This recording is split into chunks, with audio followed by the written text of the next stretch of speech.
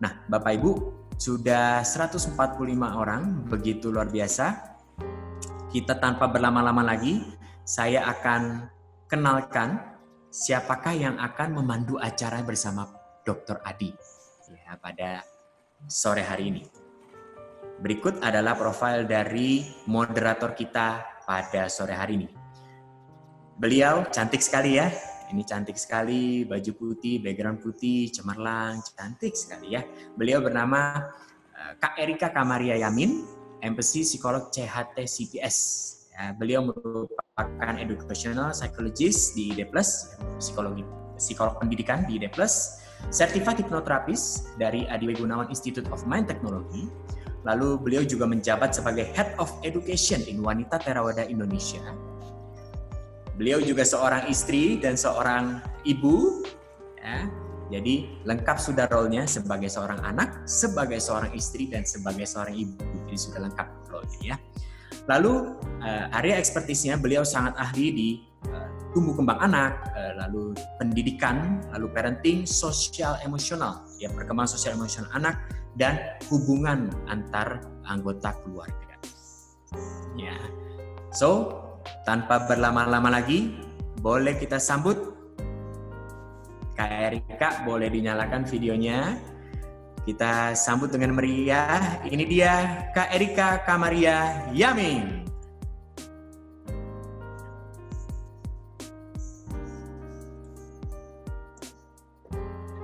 Oke, terima kasih Kak Aristo. Selamat sore Smart Parent semua. Selamat sore. Baik, terima kasih Kak Aristo. Semoga Smart Parent semua dimanapun berada selalu dalam keadaan sehat dan bahagia ya. Senang sekali rasanya kita bisa berkumpul hari ini di webinar 101 pertanyaan dengan Dr. Adi Gunawan. Ya, seperti Kak Aristo tadi jelaskan, sudah begitu banyak ya pertanyaan yang masuk ke kami, sudah lebih dari 200-an pertanyaan. Nah, pertanyaan itu sudah kami kelompok-kelompokkan gitu ya, supaya bisa dibahas kupas tuntas kita hari ini ya. Temukan jawaban atas pertanyaan-pertanyaan Smart Parents di acara hari ini. Nah, saya izin untuk menjelaskan beberapa aturan ya dalam webinar hari ini. Jadi bagi yang masih memiliki pertanyaan, silakan langsung di chat saja di bagian chat di Zoom atau di YouTube juga bisa ya. Nanti dari tim kami akan ada yang merangkum seperti itu. Lalu kegiatan hari ini terdiri dari 3 segmen. Di segmen pertama, Dr. Adi Gunawan akan menjelaskan sekilas ya supaya kita mendapatkan pemahaman secara menyeluruh mengenai dunia parenting dan pendidikan anak seperti itu. Dan segmen berikutnya kami memberikan kesempatan kepada tadi Mam Ika dan Mam Yola yang selamat sudah berhasil menang giveaway yang diadakan oleh IDE Plus dan mendapatkan kesempatan eksklusif untuk bertanya langsung nanti ya kepada Dr. Adi Gunawan. Dan di segmen ketiga, ini segmen yang pasti sudah ditunggu-tunggu oleh Smart Parents semua ya, untuk menjawab pertanyaan-pertanyaan yang sudah Smart Parents masukkan ke kami. Jadi hari ini akan terdiri dari 3 segmen itu. Nah, tanpa berlama-lama lagi, saya akan mengenalkan narasumber kita yang begitu luar biasa hari ini ya. Dr. Adi Gunawan, ST MPD CCH, adalah intelektual, akademisi, doktor pendidikan, doktor kepemimpinan dan inovasi kebijakan, hipnoterapis klinis, peneliti, pengajar, pakar teknologi pikiran, penulis 32 buku, dan dikenal sebagai Indonesia's leading expert in mind technology dengan reputasi internasional. Dr. Adi adalah pembicara dan pakar teknologi pikiran yang sangat dicari di Indonesia. Beliau adalah satu-satunya pembicara yang menyelenggarakan workshop Quantum Life Transformation dan kelas hipnoterapi klinis dengan standar paling tinggi di Indonesia, Scientific, EEG, and Clinical Hypnotherapy, berdurasi 10 hari atau 110 jam tatap muka, setara dengan 3 semester kuliah. Pak Adi, biasa disapanya, menyelenggarakan seminar dan workshop sejak tahun 2002. Beliau telah berbicara di berbagai komunitas dan perusahaan nasional dan internasional. Saat ini Pak Adi adalah dosen magister profesi psikologi atau S2 psikologi klinis di Universitas Gunadarma dan juga dosen S2 pasca sarjana STAB Semaratungga. Pak Adi juga adalah ketua umum Asosiasi Hipnoterapi Klinis Indonesia.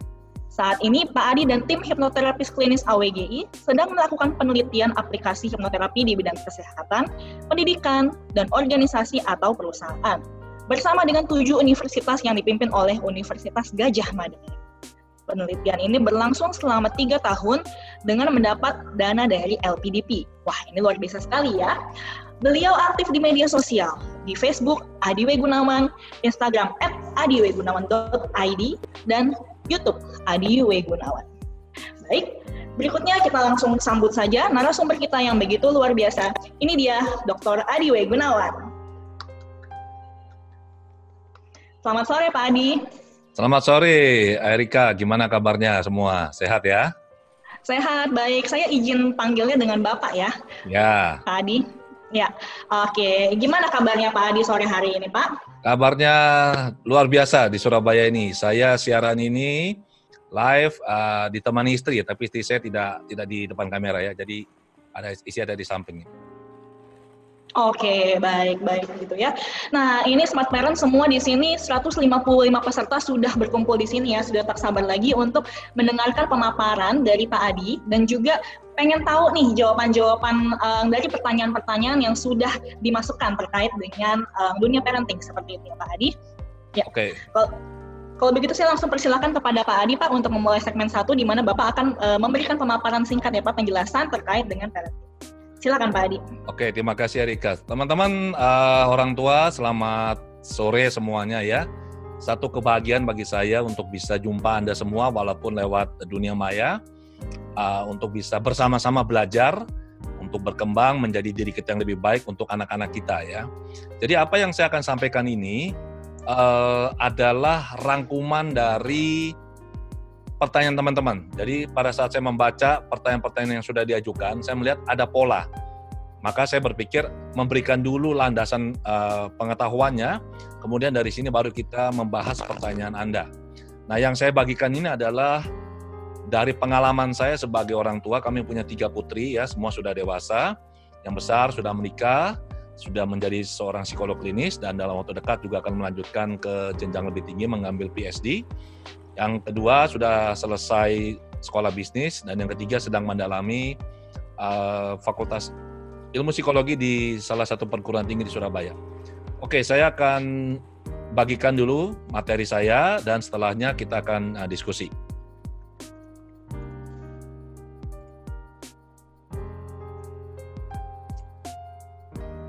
Oke, ini adalah judul dari acara kita, 101 pertanyaan dengan Adi W. Gunawan ya. Nah teman-teman, seringkali orang tua ini kan bingung, bagaimana sih sebenarnya cara mendidik anak benar. Saya memberikan sebuah ilustrasi, sebuah gambar seperti ini, sebuah pohon. Kalau anak diibaratkan pohon ini pasti mulai dari bibit, kemudian bibit ini perlu tanah yang bagus, lingkungan yang bagus, kemudian dia bertumbuh, dan yang paling penting adalah bibit ini pada saat bertumbuh menjadi pohon perlu mengakar, perlu sebuah pegangan yang kuat, sebuah base yang kuat, dan ini yang perlu kita berikan. Kebanyakan orang tua dari pengalaman saya membantu memberikan konseling kepada banyak orang tua mulai tahun 2005 saya praktek sebagai hipnoterapis klinis sampai saat ini. Umumnya orang tua ini bingung, kemudian juga biasanya lebih fokus pada aksesoris, saya menggunakan istilah ini ya. Bingung pada aksesoris sehingga mereka lupa atau mungkin juga tidak sadar atau mungkin tidak tahu bahwa yang paling pentingnya adalah akarnya, adalah fondasinya. Nah sekarang coba Anda teman-teman lihat ini di layar ini ada sebuah gambar. Ini gambar apa coba? Di sebelah kiri Anda bisa melihat ini ya, ada 3 panah, 2 ke bawah, 1 ke atas. Di sebelah kanan ini ada 1 panah ke bawah, 1 panah ke atas. Coba ini gambar apa? Apabila Anda berusaha memahami gambar ini menggunakan perspektif Anda, maka Anda tidak akan bisa mengerti atau tidak bisa mendapatkan makna dari gambar ini. Ini adalah sebuah tulisan. Biasanya tulisan ini selalu ya, tulisannya hitam, background-nya putih. Nah, kalau kita menggunakan kebiasaan ini untuk melihat gambar ini, kita tidak akan bisa mengerti. Nah, sekarang coba Anda lihat. Ini adalah tulisan win. Untuk bisa mengerti anak juga sama. Kita nggak boleh memaksakan cara kita memandang anak menurut apa yang kita pikir benar. Kita perlu melihat anak dari perspektifnya dia. Dan diri anak terbentuk melalui interaksi dengan lingkungan. Jadi kalau Anda lihat di gambar ini, ada sebuah sandcastle, jadi semacam sebuah bangunan yang hasil cetakan dari sesuatu. Kita lihat, anak sama seperti contoh ini. Anak kita cetak, kita bentuk melalui proses tumbuh kembangnya dia. Dan berita baiknya teman-teman bahwa anak kita setiap bayi lahir dengan 86 miliar sel otak atau neuron. Ini hasil penelitian dari Herculano Hausel dan kawan-kawan tahun 2009. Jadi begitu lahir langsung punya 86 miliar sel otak neuron. Tetapi ini hanya potensi. Otak yang luar biasa 86 miliar neuron ini hanyalah hardware. Dan dia perlu dijalankan dengan software. Nah, softwarenya ini apa? Program pikiran. Ini yang seringkali orang tua miss. Orang tua sibuk memberikan anak asupan, makanan yang bergizi, ya, diberikan vitamin lah, diberikan protein lah, macam-macam. Mereka memperhatikan hardware-nya tetapi abai dengan software-nya. Padahal software ini sangat penting dan ini menentukan kinerja seorang manusia. Bicara software, bicara program pikiran, maka tidak lepas dari bicara soal dua jenis pikiran, pikiran sadar dan bawah sadar. Pikiran sadar kita ini mengendalikan kita kurang lebih hanya 5% maksimal. Sementara bawah sadar kita mengendalikan kita kurang lebih 95%. Jadi teman-teman bisa lihat ya, begitu besar pengaruh pikiran bawah sadar terhadap kualitas hidup seorang manusia. Dan sebagai hipnoterapi klinis, saya bahkan akan mengatakan ini 99,99% sebenarnya. Karena hampir semua kondisi manusia, kasus positif maupun negatif, ini kalau ditelusuri pasti ada penyebabnya di bawah sadarnya. Dan bawah sadar ini tempatnya memori, tempatnya kebiasaan, tempatnya emosi, tempatnya mindset, ada daya imajinasi, dan seterusnya. Kemudian, nah ini kita lihat ya, ini ilustrasi pikiran bawah sadar ini seperti pemain sumo yang besar sekali dan pikiran sadarnya kita ini seperti anak kecil. Jadi kalau pikiran bawah sadar bilang tidak, pikiran bawah sadar sudah tidak mau, pikiran sadar mau bagaimanapun tidak akan bisa. Ini yang membuat kita orang tua frustrasi. Kenapa sih anak ini kok nggak bisa berubah, kenapa sih? Nah, kita stuck di sini. Sekarang saya ceritakan sekilas mengenai instalasi program pikiran. Teman-teman, pada saat terjadi pembuahan, ini saya ceritakan yang singkat dan ringkas saja ya. Biasanya kalau di kelas SCCH itu saya menjelaskan sangat detail ini. Ini keterbatasan waktu. Jadi begini, saat terjadi pembuahan, maka pikiran bawah sadar kita sudah aktif. Begitu sel telur ibu dibuahi oleh sel sperma ayah, maka pikiran bawah sadar sudah aktif dan akan terus aktif sampai kita meninggal. Kemudian, pada saat dalam kandungan terus sampai nanti usia kurang lebih 3 tahun setelah lahir ya, 3 tahun, ini pikiran bawah sadar yang terus aktif, pikiran sadarnya belum ada. Barulah di usia kurang lebih 3 tahun, pikiran sadar mulai aktif. Pikiran sadar ini akan terus berkembang, dia akan sangat kuat di usia kurang lebih 13 tahun. Perhatikan gambar ini, bahwa saya memberikan sebuah blok antara usia 0 sampai 6 tahun. Nah teman-teman, usia dalam kandungan sampai 6 tahun setelah lahir, ini adalah masa kritis, di mana fondasi kehidupan anak, suksesnya, gagalnya, sehatnya, dia jadi orang cerdas, jadi orang berguna, jadi orang yang tidak bisa apa-apa, semuanya diletakkan di sini. Jadi ini 6 tahun pertama yang benar-benar sangat-sangat kritis. Ini juga orang tua sering abai. Saya tidak bisa menyalahkan, kenapa? Karena kebanyakan ini tidak dipahami orang karena tidak diajarkan di sekolah. Apa yang diletakkan dalam usia 0 sampai 6 tahun ini, lebih spesifik lagi sejak dalam kandungan, ini yang akan menjadi kompas, menjadi penentu arah hidup seseorang, perilakunya, kebiasaannya, cara berpikirnya, apapun itu. Terus sampai dia nanti dewasa. Jadi kalau kita mau lihat kinerja seseorang, prestasi seseorang, kalau dia bagus, ditelusuri pasti 0 sampai 6 tahunnya bagus. Kalau kinerjanya tidak bagus, 0 sampai 6 tahunnya pasti tidak bagus. Umumnya kita menemukan di sini. Nah sekarang, program pikiran ini apa? Program pikiran ini adalah software ya. Ini adalah apa yang anak yakini atau percayai sebagai sesuatu yang benar. Itu software, belief. Siapa pelakunya yang menginstal software ini? Pada saat masih kecil, orang tuanya, ayah ibunya, pengasuhnya, kakek neneknya, orang di lingkungannya. Kemudian kalau dia sudah sekolah, guru-guru di sekolah. Sangat besar pengaruhnya. Bagaimana cara menginstalnya? Simple. Apapun yang kita ucapkan saat anak masih kecil ya, belum ada pikiran sadar, dia hanya ada bawah sadar, maka apapun yang kita ucapkan itu sepenuhnya diserap oleh anak dan dipercaya sebagai hal yang benar. Jadi kalau anak masih kecil, orang tuanya bilang begini, wah ini anak ini bodoh nih, gak bisa apa-apa. Anak ini percaya ucapan orang tuanya, atau ucapan gurunya seperti ini, anak ini akan percaya, masuk ke bawah sadarnya, dan anak ini percaya dia bodoh. Tapi kalau orang tua bilang, oh ini anak pintar, anak ini cerdas, anak ini semangat, gurunya juga mendukung, iya kamu pasti bisa nak, kalau kamu berusaha sedikit lebih keras, kamu pasti bisa, enggak ada yang sulit kok. Kalau enggak jelas kamu tanya sama bu guru atau pak guru, nanti bapak ibu guru akan menjelaskan, mengajarkan kamu anak yang cerdas, nak, kamu pasti bisa berhasil. Kalau ini yang sering kita ucapkan pada anak, maka itu masuk ke bawah sadarnya, diterima sebagai kebenaran, dan ini menjadi landasan dia untuk bersikap dan berperilaku.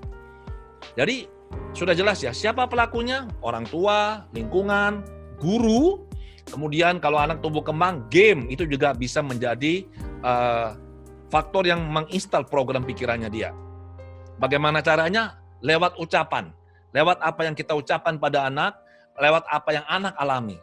Sangat hati-hati ya teman-teman ya dengan apa yang Anda ucapkan pada anak. Karena apa yang Anda ucapkan pada anak berlaku sebagai sugesti. Masuk ke bawah sadarnya tanpa bisa ditolak. Ada yang mengatakan apa yang diucapkan pada anak pada saat masih kecil itu adalah doa bagi dia. Masuk ke bawah sadarnya. Jadi ini masa kritis 0 sampai 6 tahun. Nah sekarang apa satu hal yang paling dibutuhkan anak? Apa coba? Satu hal yang paling dibutuhkan anak adalah rasa aman. Anak harus punya rasa aman. Kalau dia tidak punya rasa aman, dia tidak bisa bertumbuh dan berkembang. Ini sesuatu yang sangat penting. Dan bagaimana kita bisa memberikan rasa aman pada anak? Caranya mudah. Rasa aman anak berbanding lurus atau sejalan dengan isi dari baterai kasih. Ini adalah istilah yang saya ciptakan. Jadi dalam diri kita manusia ini ya selalu ada 2 baterai. Baterai 1 dicas oleh ayah ibu, si ibu, baterai 1 dicas oleh ayah. Jadi ada 2 baterai yang harus dicas oleh kedua orang tua. Nah sekarang, saya mau tanya Anda, orang tua, teman-teman, apa yang akan Anda lakukan apabila kondisi baterai HP Anda seperti ini? Jawabannya pasti simpel. Anda akan mencas HP-nya. Kenapa? Supaya baterainya penuh. Ya kenapa Anda perlu ngecas? Karena kalau baterainya sisa sedikit, kerjanya HP-nya tidak akan bisa bagus. Nanti ada fitur-fiturnya akan yang dimatikan secara otomatis oleh HP untuk sistem HP ya, untuk bisa menghemat daya. Nah, sama dengan anak. Apabila baterainya sisa sedikit isinya, aduh, minta ampun. Ya. Apa akibatnya bila baterai kasih anak kosong? Anak ini akan bikin masalah. Dia akan rewel, dia tidak mau dengar kita, suka berontak, suka bantah, nggak mau mandi, suka ganggu adiknya, suka bikin masalah, tidak disiplin, gampang tantrum, macam-macam. Anda bisa sebut saja perilaku anak yang aneh-aneh itu. Oke? Dari sekian banyak kasus yang kami tangani, saya dan murid-murid saya hipnoterapis AWGI, kalau ada orang tua yang bilang anaknya problem, kami selalu bilang cek baterai kasihnya. Udah, nggak usah lakukan yang lain. Lakukan ini aja dulu. Begitu baterai sudah dicas, apa yang terjadi? Kalau baterai sudah penuh, anak akan nurut, anak akan tenang, anak akan baik, anak ini akan sayang sama adiknya atau kakaknya, anak akan jadi anak yang penurut, anak yang fokus, belajarnya rajin. Intinya adalah semua kebaikan ini akan bisa keluar, bisa bertumbuh dalam diri anak apabila baterai kasihnya penuh. Sekarang bagaimana kita mencas baterai kasihnya? Ada 5+1. Nomor 1, kita perlu memberikan waktu yang berkualitas. Waktu berarti kita bicara kuantitas dan fokus, ya. Jangan sampai Anda menemani anak Anda, tetapi Anda sibuk dengan gadgetnya Anda. Ini Anda tidak fokus, tidak boleh. Yang kedua, anak perlu sering diberi kata-kata pendukung atau kata-kata pujian. Tapi kata pujian yang relevan dan masuk akal. Ya, jangan kalau anak sudah nakal kita bilang oh pinter, bagus, jangan. Kita berikan pujian yang memang relevan. Anak melakukan upaya kita bilang bagus nak, kamu sudah berusaha. Kamu pasti bisa berhasil. Kita berikan. Kalau dia misalkan, mama coba lihat gambarnya bagaimana mama. Kita bilang, oh bagus nak gambarnya nak. Mama senang, kamu sudah melakukan dengan sungguh-sungguh. Berikan dia pujian. Kemudian pelayanan. Anak yang mengerjakan tugas sekolah ditemani oleh ibunya, ibunya membantu dia belajar atau mungkin memasakkan sesuatu bagi anak, itu adalah pelayanan ya, pelayanan dalam batas yang wajar. Kemudian sentuhan fisik, ada anak yang suka dipeluk, ada anak yang suka dibelai, digandeng ya, ada anak yang suka kalau main itu dikitik-kitik. Intinya adalah ada sentuhan fisik. Kemudian pemberian hadiah, ada anak yang senang diberi hadiah kecil-kecil, tidak usah hadiah mahal, HP yang mahal-mahal nggak usah. Misalkan orang tua lagi keluar, dia tahu kesukaan anaknya, jajan pasar atau makanan, dia pulang dia belikan anaknya. Hal-hal yang kecil, jepit rambut mungkin, ya, atau apa. Jadi tidak perlu hal-hal yang besar, yang kecil tapi konsisten. Terakhir adalah dengan tatapan mata. Jadi kalau bicara sama anak, kita perlu melihat matanya. Oke, jangan sampai pada saat lagi anak dia ngajak kita bicara, kita sibuk dengan kerja, kita lihat HP-nya kita atau kita lihat kita punya laptop. Ini nggak boleh. Nah ini ada 5 cara untuk kita mencas baterai kasihnya anak. Kemudian, ini lingkaran masalah anak dan orang tua. Teman-teman lihat dulu yang nomor 1, ini hasil perenungan ya.